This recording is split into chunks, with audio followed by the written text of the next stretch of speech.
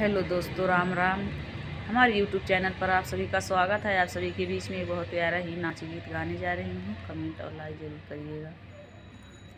परवर बेचे जाई भागलपुर, हे राजा मत रह दूर। परवर बेचे जाई भागलपुर, हे राजा मत रह दूर।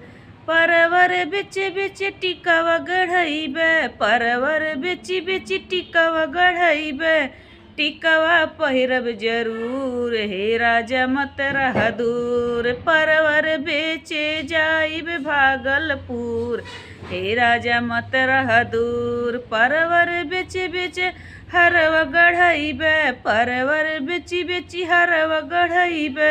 हरवा पहिरब जरूर, हे राजा मत रह दूर। परवर बेचे जाइब भागलपुर, हे राजा मत रह दूर।